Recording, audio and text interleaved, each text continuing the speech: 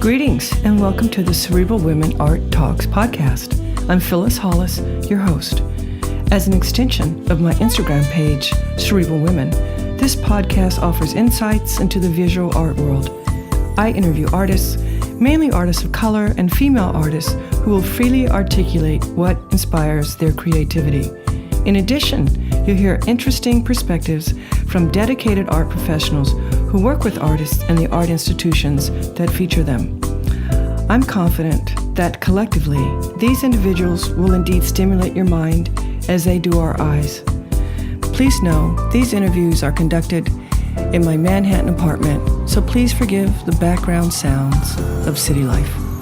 Welcome to the Cerebral Women Art Talks podcast. In this episode, I featured Jamel Robinson, a self-taught, multidisciplinary artist working in the mediums of abstract expressionist painting, sculpture, writing, and performance. His work ponders itself alongside maker and audience while serving as a timestamp of the experiences shaping his life and creative practice. Jamel's works have gained him notoriety at home and abroad, attracting a variety of prominent collections. He has most recently been celebrated by the New York Times and CBS News for his Beauty from Ashes solo exhibition and teaching artist residency at the Hudson River Museum in New York. The body of work was curated in response to African American art in the 20th century, the Smithsonian American Art Museum's traveling exhibition of select permanent works, which opened at the Hudson River Museum at the start of Jamel's residency in the fall of 2021. Jamel currently lives and works in Harlem, New York City, where he was born and raised. Enjoy this episode of the Cerebral Women Art Talks podcast featuring Jamel Robinson. Jamel, I appreciate you taking time out of your schedule to be featured on my podcast today. Welcome. Thank you. Thanks for having me. When did you discover your artistic passion?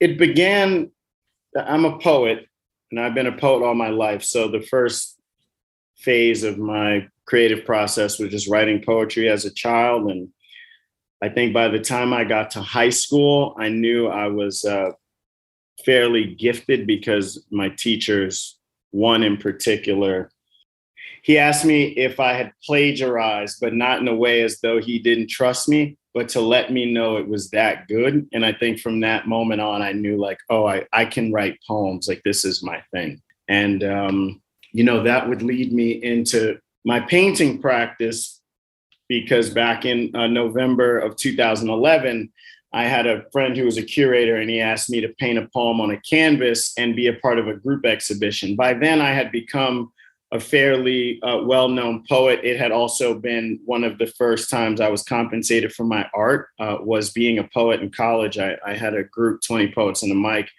and we would produce these theatrical plays that were all poetry based. So, I thought that that's what I would do for my life. And then, life changed. We'll get to that. But so I think at an early age, I knew that I had a knack for writing, and it was my concentration for, it still is, like, writing is like my thing. I love it. Do you have a love for words?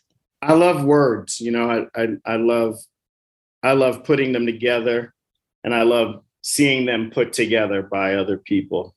Words are powerful. And when you did start to create visual art, can you say which artist, if there was a particular artist that influenced you?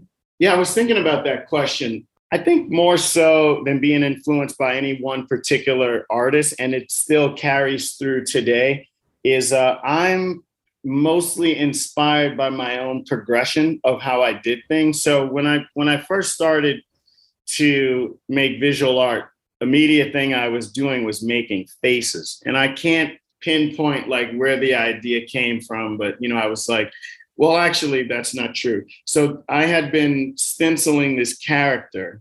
Long story short, one of my last corporate jobs, I took the top of a copy machine off I don't know why I took it off. And I used the outline to make this little character that had like two circles on each side and an oval as the face. And the circles would be the eyes, and then the little oval I drew it into a mouth. I don't know where this idea came from, and I would connect the three with like lines or whatever. And I've been stenciling that over and over and over again. Then I was asked to do this painting for the group show. And then a month later, I started painting as a result of loss. So I lost someone and I went and bought these art supplies. And so I was stenciling onto canvas the same character, and I got bored with stenciling and I wanted to paint the character freehand. And so I started painting this character over and over again, and that led me into making faces. So I started to do abstract self-portraiture. So it wasn't particularly like, oh, this artist is doing this. It just came to me naturally because I had been stenciling. And the next progression is like, how am I going to make this thing? And then I started really making faces over and over and over again. And if you look at those faces, people had all kinds of reference points for me. They were put on me. Oh, this looks like Basquiat. This looks like Picasso. And then maybe I might start to pay attention to those things, but it wasn't in the forefront of my mind, like thinking of someone else. It was always me. I think that kind of comes from just like my upbringing, or like being a Harlemite. It's like, I'm not ever thinking like, oh, I'm not thinking about somebody else. I'm thinking like, I'm doing this thing, and you might let me know that I'm referencing something else. I might not know it. I have to accept that I've seen so many things in life that they're always influencing me. And so I might not intentionally be trying to do something, but it if I look at it and say, okay, cool, this is where it might have come from. But I didn't initially have a thought of anyone else. It was just like, I was enjoying it. And did you ever think about pure figurative work? No, because my greatest joke to myself, and some great friends of mine are like, well, if you put your mind to it, you could do it. But if I would have focused on like, the reason that my faces were abstract was because I sucked at trying to draw from life. It's like I could not make a face to save my life the way that it looks. I just didn't have that. Wasn't my gifting. And it continues till this day. I just don't try. I'm like busy doing other things. But it looks so amateur. You could never have gotten a career out of that. You would have to have a particular taste in unsuccessful portraiture to like my drawings or paintings to that degree. They just weren't good. It's good you recognize that. Yeah, but the abstract was like doing good. I felt confident in it, and I felt like I was getting better and better at it. But I would do drawings, and I would do like a face, but I would never. It's like I could never be. I don't know. I won't say never because anything goes these days. I could probably do it. It would take a lot of time, but like on the road, no. How would you define your practice? I was thinking about this, and I'm always thinking about it. My motto's just always been, it's the ABCs, always be creating. And I think that my practice is one of exploring itself. Like I need to be making. That's like my whole thing. It's making. And also, as I'm looking at the scope, it's like time stamping experiences. Like I'm usually creating bodies of work from something.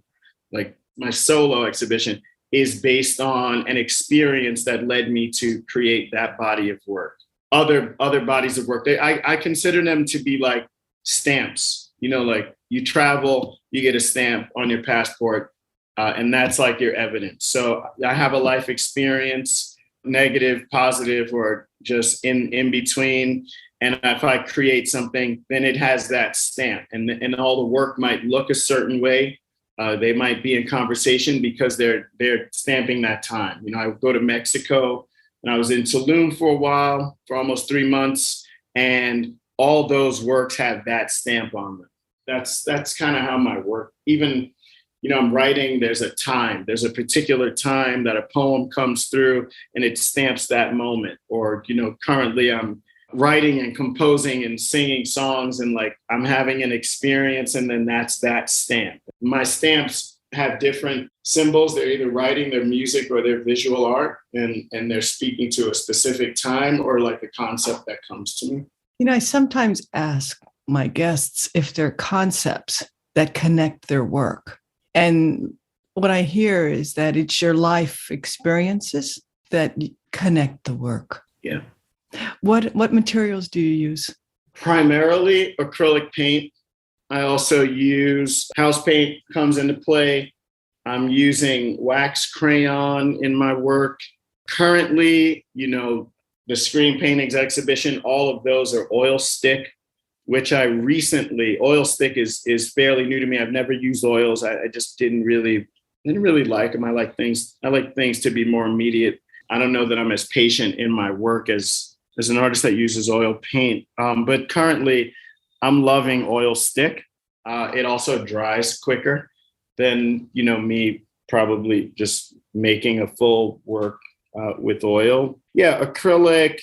And then also I like to mix things in. Like if I'm making canvas sculpture, which I'm down here in Mexico City for a group show, and I have 2 canvas sculptures in there. So that I have plaster, I have materials in there that I'm embedding into the work. So there's like paint sticks and other things I can't recall right now. I'd have to be looking at the work. But, I'm using material, and currently my focus is on building and then painting over things that I build. So, my museum show, I built a piece in response to the main exhibition, which was the Smithsonian's African American Art in the 20th Century works. And I built a piece that, it had pennies in it. It had a chain on it. It had a wooden sculpture. It had sand in it. And so, my current focus is on how can I build and then paint on that. I'm trying to get away from painting, I think, in order to get closer to it, if that makes sense. It's like I want to be able to put things together and paint over them.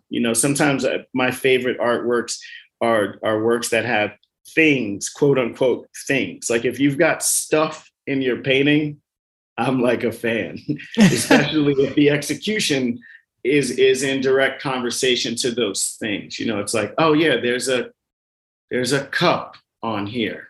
Why? I may not know. It's like a Rauschenberg kind of thing. Do you listen to music while you work? I do, actually. My first exhibition was called Giant Steps, and it was all works that I made while listening to that album on repeat.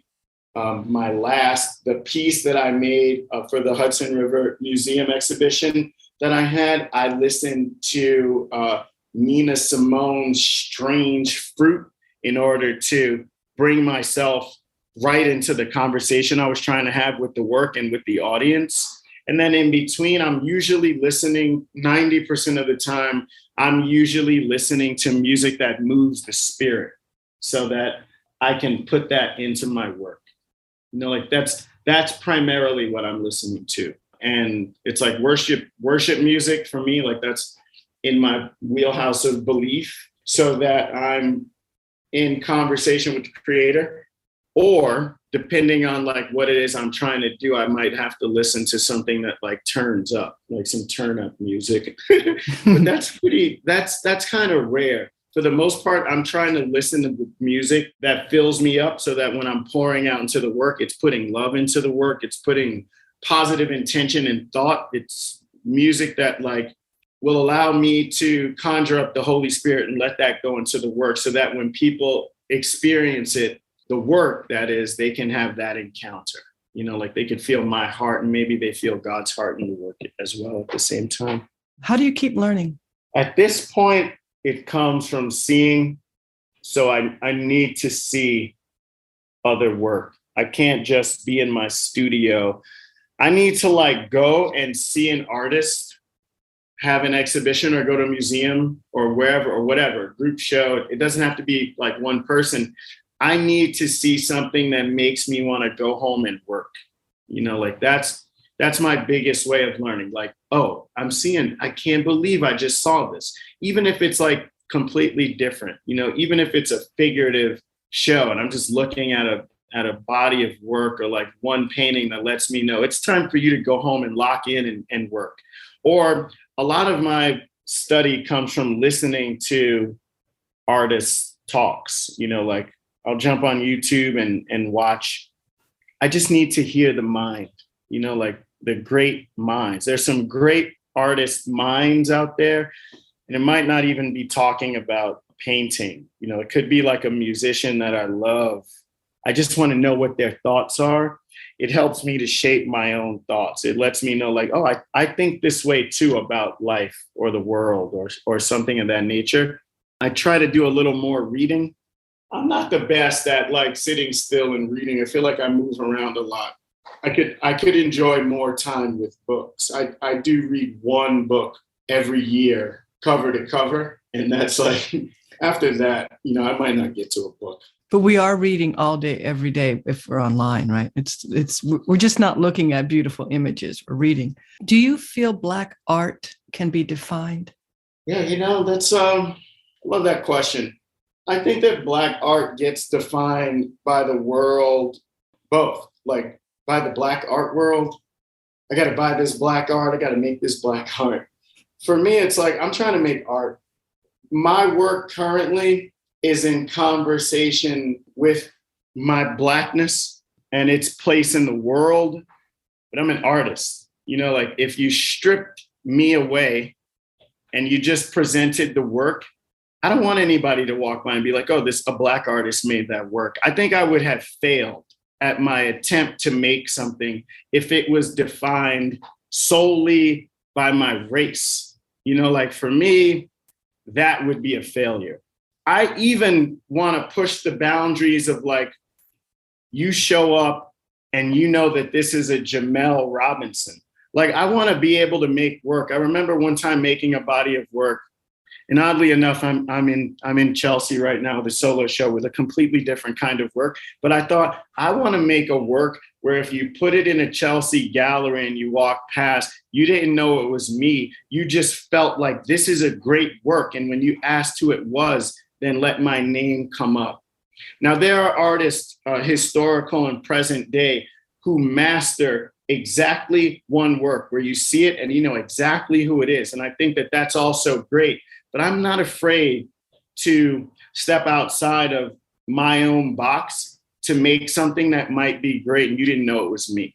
I'm not concerned with what the art world will put you on, like to the box that they'll put you in. Like, oh yeah, I want to be able to walk into a room and say like, this is a Jamel Robinson painting. I just want you to be able to walk into a room and connect with something and let it move you maybe.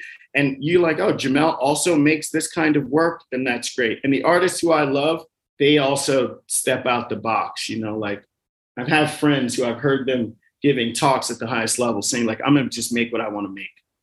Within the confines of like, I'm not trying to go crazy and isolate myself from, what is my community of support, but like, I want to just make work. Like I made a decision to stop making faces 3 years ago and stop using a brush. And doing that took me to another place in my career and opened up an entirely new door for like my collectors. Like it brought in new collectors. But I remember when I first went to make these works and I showed them to a good friend of mine and collector, and they were like, I like the faces. And I just was like, yeah, I'm going this way. Like, this is the way. I felt called to do it. A lot of times I feel called to make this kind of work, to make this kind of departure.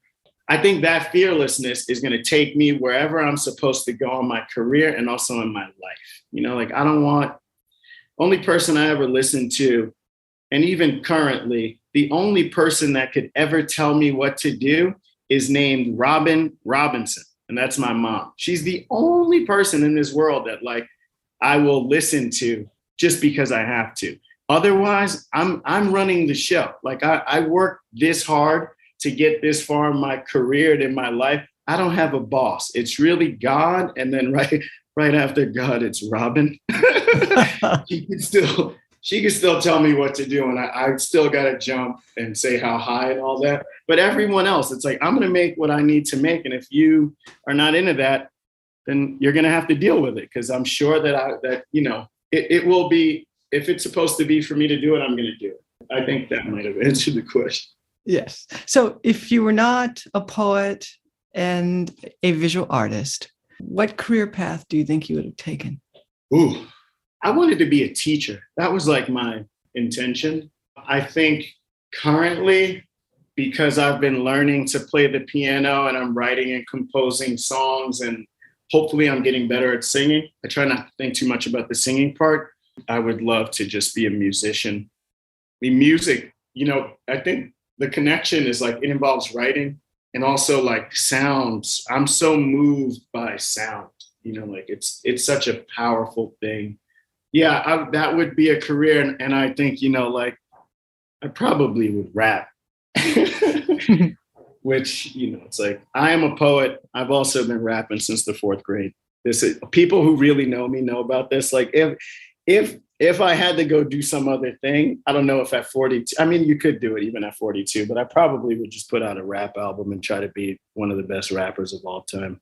It's just competitive. I wouldn't have to be so humble and be like, I want to be the best. And that's what I'm going to go out and do. And I'm not putting a rap album out anytime soon. So what are you excited about now? I'm excited about life, and I'm excited to see what like the next chapter is. It's been a great, I don't know, the past year, could be longer than a year, like time's moving and so many things are happening at once. I think what I'm most excited about, like, is my life, like, where am I going from here? And also this next body of work that I want to make. I feel like I'm finally, or not finally, maybe I'm always working towards this, but I'm currently in a place where my mind and my hand and my eye might really work together in order to produce a body of work that might really etch me into history. Like, can he make work that you'll never forget? Like, cool. I think that's what I'm trying to do for myself. And if I'm thinking about like an audience, I'm thinking about time and like, can I make something that you will see that you'll never forget? And I'm excited to see whether or not I can meet that challenge. I've enjoyed our conversation very much. This is our last question. What do you feel is your role as an artist? How do you want to impact people? I love that question. And I've been thinking about it a lot. I think that my role as an artist, and maybe art is the vehicle, but my role as a person is to live a life that inspires people to want to live and to do. And because I'm an artist, to make. I think if I hit the mark, it's when people can look at my life because it has changed drastically in one particular way. And I got art as a result of that. So they can look at my life and look at my career and say, if Jamel can do these things, then I can absolutely do them. Even if it is with the hope that someone will say they can do it better than me. Like, maybe that's the ultimate goal. Like, not to say I'm the greatest or the worst, but like, oh, if Jamel can do that, I can definitely do it. If it can be from a place of ego and it sends you out there to go and like beat me in that way, as long as it sent you out. And also, if you are looking at my work and my life and the career that I'm having, especially right now, that you can say, and especially if people who know me personally, they're like, my friend can do this, then I can do something too. It might not be the exact same path, but that it sets a fire to you. It sets you on fire in a way you're like, I'm going to jump out here and take a risk and a leap because I see that God has Jamel, and whether you believe in a God or not, to believe that whatever it is carrying me in this direction, that same energy, that same love, that same light will also carry you. And that the only thing you have to do is start and never stop. Like that's the name of the game. My life should be one that points people to starting without ceasing. Like in every season, when it's great and everybody's saying your name, they know you, like Raymond, or when no one's paying attention to you, like to keep going, because there's always going to be a reward for you personally on the other side. And if you're lucky enough that the reward can be seen by others, then you become an inspiration. I think we're called to like love each other and to inspire each other, not to see it and be like, oh, I don't want to ever appear to be a gatekeeper. I want to be the guy who held the door open when no one else might have thought to do it. I love that. So what a great way to end this conversation. Once again, thank you so much for your time. I appreciate it. Thanks, Phyllis. Love you. Thank you. Thank you for listening to Cerebral Women Art Talks podcast. For additional content, please visit cerebralwomen.com and be sure to follow Cerebral Women on Instagram.